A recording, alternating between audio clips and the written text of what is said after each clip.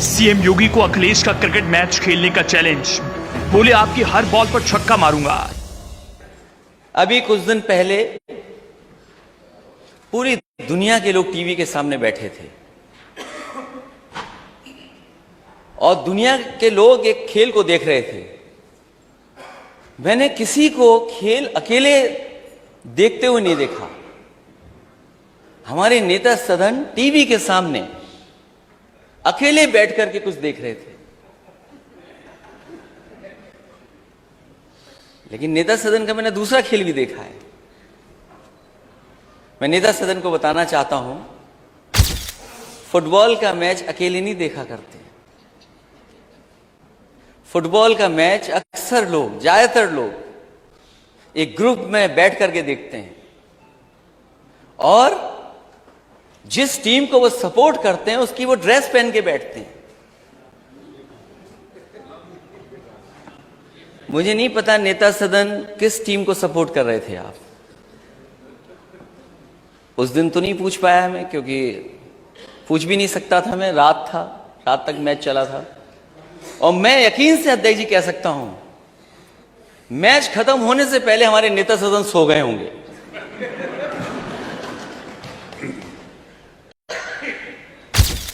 क्योंकि जो मैच बना, वो मैच तब बना जब दूसरी टीम ने गोल कर दिया, वरना मैच का आनंद नहीं था, मैच में आनंद नहीं था।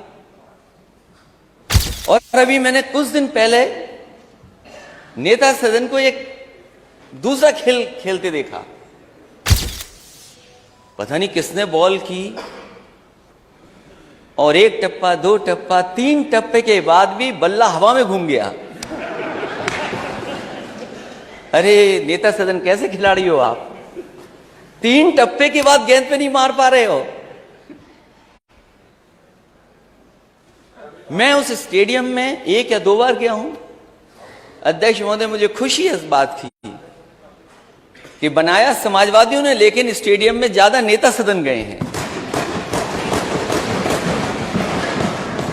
मैं नहीं गया। कम से कम गोरखपुर में एक ऐसा स्टेडियम बना देते हैं जो अंतर्राष्ट्रीय स्तर पर अंतर्राष्ट्रीय मैच करा सकता। आपको अपनी नुमाइश, अपने मेले में खाली सीटें जो छूट गई, शायद स्टेडियम भरा मिलता आपको।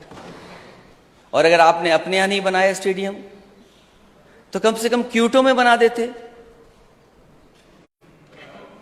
माननीय सदस्य, क्यूटो कहां है? सत्ता पक्ष के लोग बता दें, ये क्यूटो कहां है? और अध्यक्ष महोदय, मैं आपसे निवेदन करूंगा कि क्यूटो के लिए एक डेलीगेशन बनाइए। हम लोग जाना चाहते हैं। जब इतने मंत्री लोग जाने कहां कहां घूम आए, तो क्यूटो क्यों नहीं? और क्यूटो में ही स्टेडियम बना दिया होता एक, तो अंतर्राष्ट्रीय मैच हो जाते। अच्छा है कि विपक्ष पार्टी ने कोई काम किया, उसका रोक दो काम।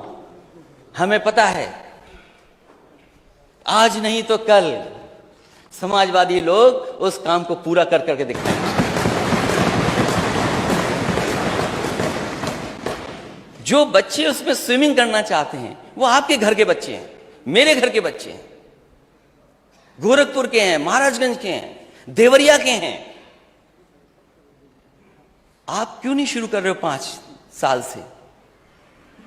और मैं आपको भरोसा दिलाता हूं नेता सदन, हम समाजवादी लोग कोई उसमें नहाने नहीं जाएंगे। आप नेता सदन आ सकते हैं उसमें नहाने। यूपी में क्यों नहीं हो सकती जाति जनगणना? अखिलेश यादव ने योगी सरकार से पूछे तीखे सवाल। और बिना जाति जनगणना के ये नारा आपका अधूरा है। सबका साथ कैसे होगा जब हमें और आपको नहीं पता कि हम कितने हैं आबादी में? सबका विकास कैसे करोगे आप? सबका विश्वास कैसे जीतोगे आप? और जब तक सबका प्रयास नहीं होगा, ये प्रदेश आगे नहीं बढ़ेगा। मैं जाति जनगणना पर वैसे तो आजकल वो नेता हम लोगों से दूर हो गए हैं। कोई बात नहीं, बोलने दो। वो नींद आ जाएगी अगर नहीं टोकेंगे तो। बोलते रहने दो ना, कुछ तो ठीक है, नहीं तो ये कुछ और करने लगेंगे अध्यक्ष महोदय, फिर आपको डांटना पड़ेगा। हमको तो आपने भगा दिया। जाति जनगणना पर अखिलेश ने मांगा समर्थन तो छलक पड़ा राजभर का दुख। आप जाति जनगणना चाहते हैं कि नहीं चाहते हैं? नहीं, जाति जनगणना चाहते हैं कि नहीं? हम जातिवाद जनगणना चाहते हैं, लेकिन आपने उधर से भगा दिया हमको अपने साथ से।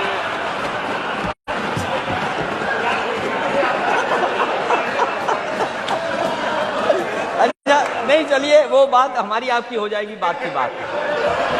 लेकिन ये बताइए, क्या आप जाति जनगणना चाहते हैं? 100% चाहते हैं। अरे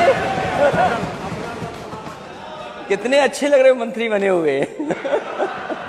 किसी मंत्री के लिए गए थे वहां? नहीं, नाव मिलना ठीक है, नाव के लिए। सर, क्या आप भी तो नेता हैं, क्या आप जाति जनगणना चाहते हैं?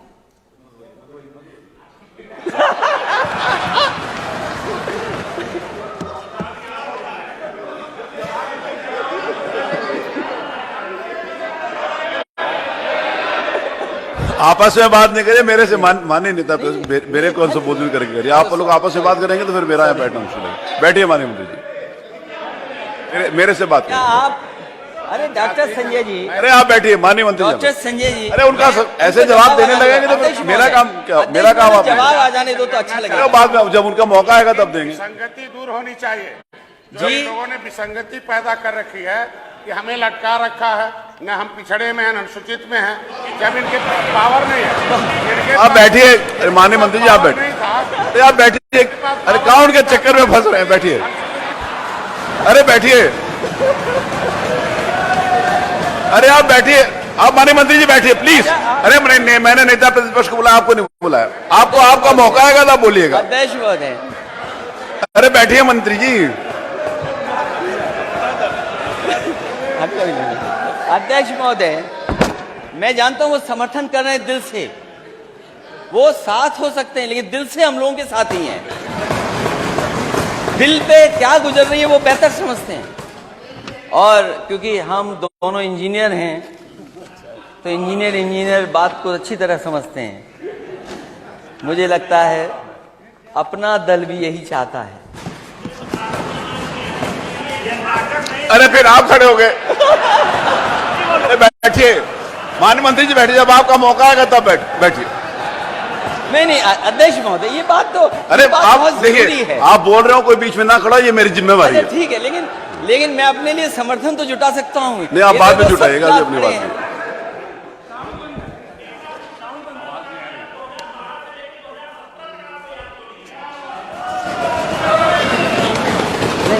आपने वो मैं बताऊंगा। और कोई दल बचा है? हमारे साथी सहयोगी दल आरएलडी, हम और आप तो एक ही हैं? नहीं, कांग्रेस ने तो किया ही नहीं।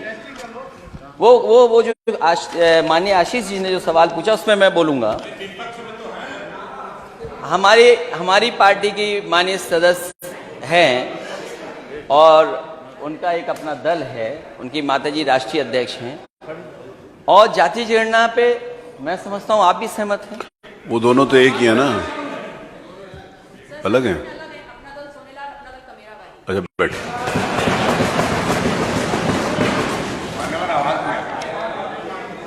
तो अब क्या दिक्कत है नेता सदन? मेरी आवाज नहीं आ रही? बिहार कर सकती है किसी की नहीं आ अध्यक्ष रही? महोदय, जरा चेक करें आवाज अध्यक्ष क्यों नहीं आ महोदय, रही? जाति जनगणना अगर बिहार में हो सकती है, अब आ रही है? अगर अध्यक्ष महोदय जाति जनगणना बिहार में हो सकती है, और मैंने अपने संकल्प पत्र में लिखा था, अपने घोषणा पत्र में लिखा था, समाजवादी सरकार बनेगी तो 3 महीने के अंदर जाति जनगणना उत्तर प्रदेश की कराने का काम सरकार से होगा। मुझे याद है, मैं लोकसभा में था उस समय अध्यक्ष महोदय, नेताजी से लेकर के शरद यादव जी और दक्षिण भारत के सब नेता, आदरणीय लालू प्रसाद यादव जी, और दक्षिण के जितने दल हैं, कांग्रेस पार्टी के अंदर जितने लोग थे, बहुत सारे लोग ये चाहते थे कि जब सेंसस हो रहा है तो जाति जनगणना हो उसमें। उसके लिए लोकसभा में कई बार धरने पर आवाज उठाई गई और उस समय कांग्रेस की लीडरशिप ने आश्वासन दिया था कि हम जाति जनगणना कराएंगे। पता नहीं क्यों उस सेंसस में नहीं किया गया, जब दोबारा सेंसस होने जा रहा है। इसलिए हमारी फिर मांग है कि जाति जनगणना होनी चाहिए, क्योंकि कांग्रेस की अकेली सदस्य हैं और हमारे गठबंधन की सहयोगी भी हैं। क्योंकि आप खुद कार्टून हैं और मैं पहला शायद मुख्यमंत्री होऊंगा, मैं पहला, हो सकता है अगर आपकी जानकारी में हो तो बता देना, जिसने अपने कार्टून की किताब छपवाई थी। कार्टून ना समझना, तुम्हारा जिंदगी में नहीं बनेगा, आएगा कैसी जगह पर, ये मत समझना, क्योंकि तुम खुद कार्टून हो।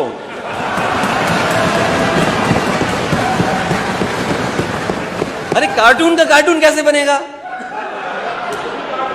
खुद ही कार्टून हो। अखिलेश ने योगी से पूछा, अमेरिका में रोड पर सांड देखा? इतने देश देखा है आप लोग, किसी देश में सड़क पे सांड दिखाई दिया?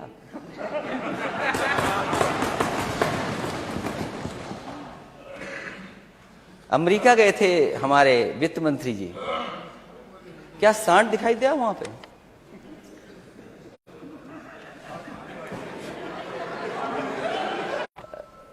उन्होंने कहा कि ये वीडियो आपको नहीं डालना चाहिए था, नहीं डालना चाहिए था। बोली अच्छा नहीं लगता, इस इच्छा भी ठीक नहीं बनती। अरे मैंने कहा हमारा एक ग्रामीण भारत है, अरे डिवाइडर पे अगर कंडे रखे हैं तो क्या खराब रखा है? पूरा कंडा ही कंडा दिखाई दे रहा था। अरे हमारे गांव के लोगों को कोई जगह तो मिल गई जहां इस्तेमाल कर सकते हैं, क्या खराब है उसमें? कितने एक्सीडेंट हुए हैं। और अध्यक्ष महोदय, यहां कुछ लोग ऐसे भी होंगे, माननीय सदस्य ऐसे भी होंगे जो किसी न किसी घर में दुख में गए होंगे, सांड की वजह से जान गई है, खेत बर्बाद हुए हैं और कई महत्वपूर्ण लोगों की गाड़ी का एक्सीडेंट हो गया। मुख्यमंत्री कार्यालय के एक अधिकारी का एक्सीडेंट इस जानवर की वजह से ही हुआ, नहीं जान बचा पाए। कई बार सड़क पे आप रफ्तार से जा रहे हैं, अचानक जानवर आ जाए, अब क्या करोगे आप? मैं खुद देखा हूं अपनी सड़कों पे कुछ हो गए, खुद मैं बसते बसते बचा हूं। फसल तो किसान की है ही बर्बाद, लेकिन चलने वालों की भी जान जाती है। और पूरे देश में अगर एक्सीडेंट की वजह से और खासकर जानवर की, पशु जानवरों की वजह से अगर कहीं अध्यक्ष महोदय जान जा रही है तो वो उत्तर प्रदेश में जा रही, किसी और प्रदेश में नहीं जा रही है। और ये पोस्टर जो हमारे नेता लेकर के आए हैं, कोई खराब पोस्टर लेकर के नहीं आए हैं। पोस्टर का प्रदर्शन उचित नहीं करेंगे, कोई खराब चीज नहीं लेके आए हैं। हम सूची लंबी टेबल करेंगे on the floor of house. अध्यक्ष महोदय, जिस तरह में ये एजेंसी की क्रेडिबिलिटी क्या है मैं टेबल करूंगा, मैं ये भी टेबल करूंगा कि जिनकी जानवरों से जान गई है वो कितने लोग हैं, जो हमें अखबार के माध्यम से, हमारे विधायकों की जानकारी के माध्यम से जो कुछ हासिल होगा हम टेबल करेंगे। और मैं मांग करूंगा सरकार से कि जिनकी जान गई है, जिन परिवारों के सदस्यों की, उनकी 10-10 लाख से मदद ये सरकार करे। क्योंकि जिन देशों को आप घूम के आ रहे हो, जिनमें आप $1 ट्रिलियन इकोनॉमी के लिए भटक करके आ रहे हो, किसी देश में सड़क पर सांड नहीं देखे होंगे। लेकिन कमाल का उत्तर प्रदेश है, $1 ट्रिलियन इकोनॉमी का सपना देखने वाला स्टेट, सांड ही सांड दिखाई दे रहे हैं, राजधानी में सांड दिखाई दे रहे हैं। दुख की बात है। और क्या बजट दिया आपने? जब प्रधानमंत्री देश के बोल रहे हो कि इन जानवरों की समस्या का समाधान करेंगे, तो बताओ हम किस पे भरोसा करें? जनता ने भरोसा कर लिया, लेकिन सांडों की संख्या बढ़ गई। जब क्रेडिबिलिटी को लेकर अखिलेश यादव और वित्त मंत्री सुरेश खन्ना आ गए आमने सामने।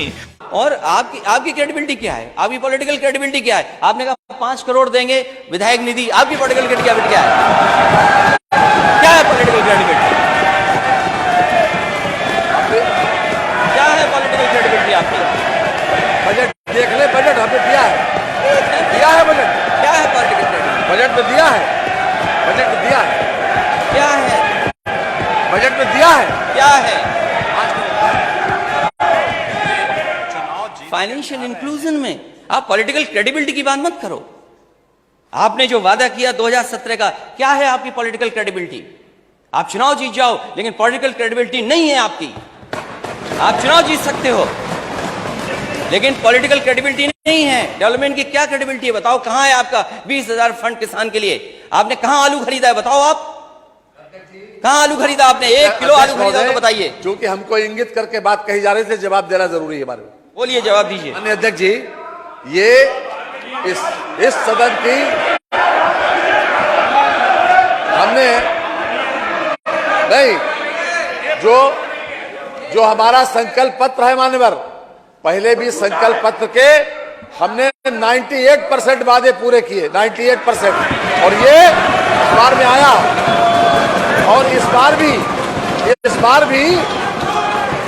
बार भी जितने वादे किए 130 वादे किए, उसमें से 110 वादों पर काम किया है मानव। कल बाकायदा इस पर प्रेस किया गया था। यह है क्रेडिबिलिटी।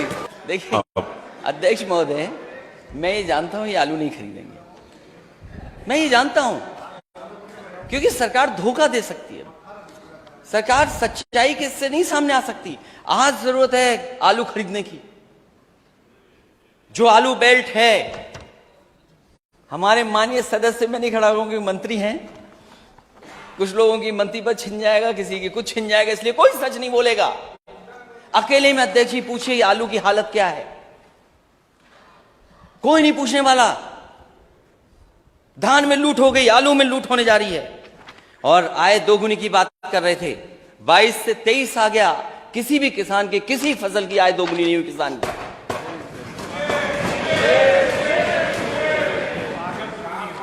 और लागत का हिसाब किताब लगाइए। ये डीजल पेट्रोल अगर महंगा हुआ है तो केवल डीजल पेट्रोल नहीं महंगा हुआ है, डीजल पेट्रोल के साथ साथ हर चीज महंगी हो गई। ट्रांसपोर्टेशन महंगा हो गया, और ट्रांसपोर्टेशन महंगे का मतलब है हर चीज महंगी हो गई। एक महीने में बताइए आपने कितना डीजल पेट्रोल महंगा किया है। काबा से हिली सरकार। एक लोक गायक, आपको तो खुशी मनानी चाहिए। लोक गायक कोई अच्छा गाना गा रहा है, ठीक है, हमारे खिलाफ भी गाना लोग गाते हैं। यूपी में काबा,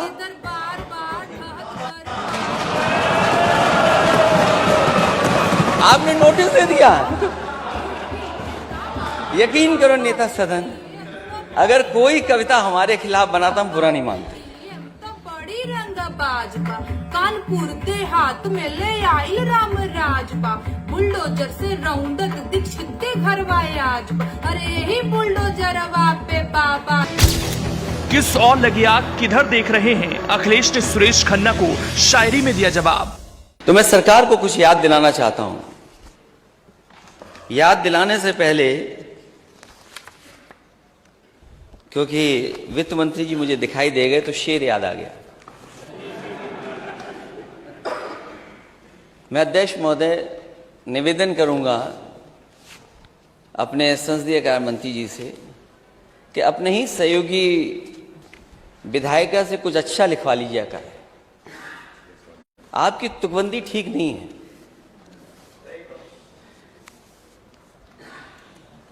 और मैं जब देखता हूं नेता सदन को, और यहां पे सदन में आंखों पर सियासत का असर देख रहे हैं, आंखों पर सियासत का असर देख रहे हैं, किस ओर लगी आग किधर देख रहे हैं।